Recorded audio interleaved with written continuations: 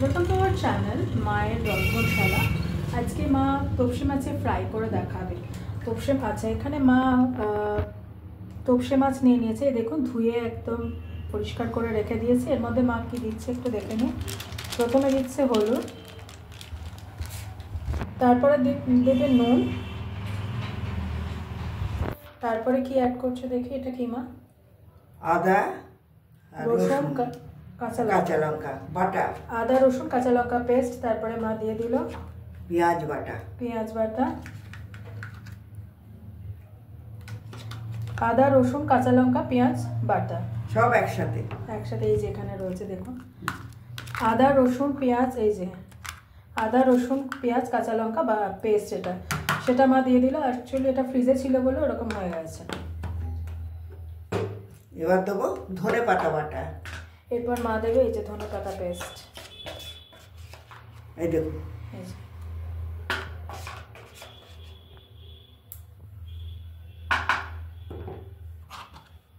এবার মা মেখে দেয়, তাই তো? মেখে রেখে দেবো মিনিট 10-15 মিনিট, তাই তো? এটা মা 10-15 মিনিট ভালোভাবে মেখে নিল। এরপরে আমরা 10-15 মিনিট বাদে ফিরে আসছি। ঢেকে রাখবে তোমার? 15 মিনিট পর ফিরে এলাম, 10-15 মিনিট পর। তো এখানে যে এখন দেখুন ম্যারিনেট করা মাছগুলো যেগুলো মা দেখিয়েছিল, এবার মা প্রিপারেশন করে নেবে কোটিং যেটা দেবে। বেসন নিয়েছে দেখুন, এখানে বেসন নিয়েছে। এরপরে মা এর মধ্যে অ্যাড করছে কালো জিরে,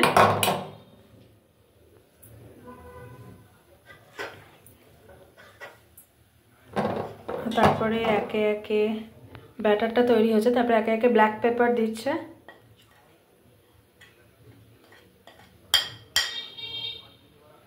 তারপরে দিচ্ছে নুন অ্যাজ পার টেস্ট,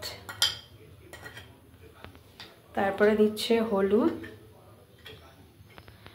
আর দিচ্ছে অল্প একটু রেড চিলি।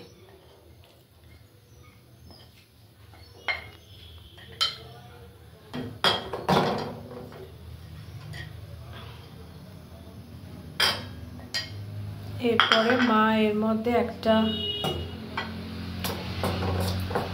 শুকনোগুলো ভালো করে মা মিক্স করে নিল।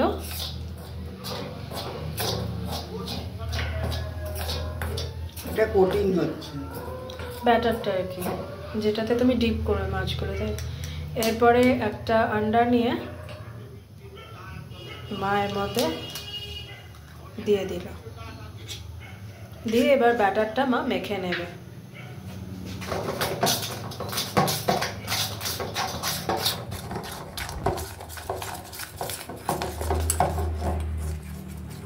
আচ্ছা, আপনারা চাইলে কিন্তু এর মধ্যে আমরা কি জল ফল দিতে পারি, জল দিয়ে করতে পারি যদি ডিম না দিতে চান। ডিমটাকে যদি অ্যাভয়েড করতে চান, তবে ডিম দিয়ে করলে কি একটা খুব সুন্দর টেস্ট হয়, খেতে ভালো হয়, ভীষণ ভালো হয়, ফোলে আর খেতে খুব টেস্টি হয়। যারা ডিম খান না তারা ডিম ছাড়াই করতে পারে না।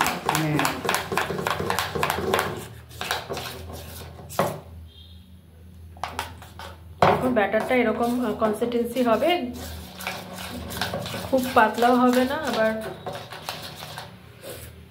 একবার চামচে তুলে দেখাও। এই দেখুন, আর খুব ভালোভাবে করতে হবে যাতে একটু লাম্পস না থাকে। ঠিক আছে, এরপরে মা এই মাছগুলো আবার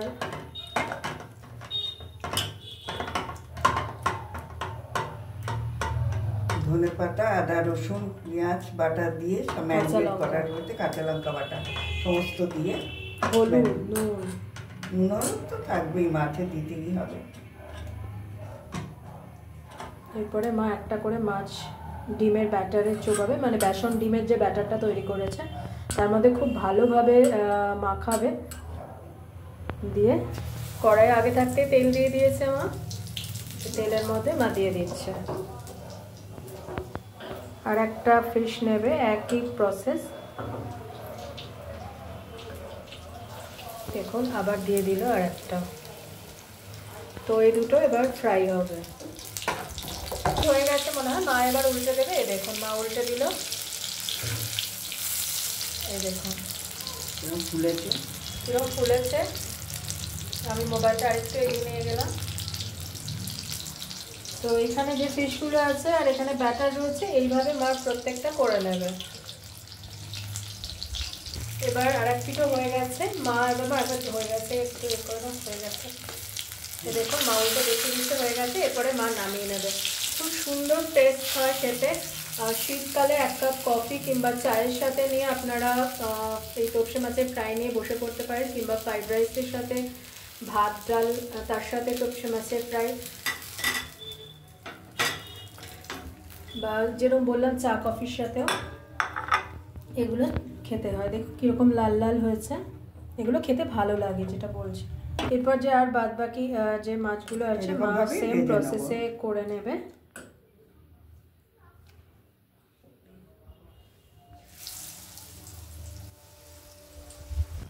একই প্রসেস।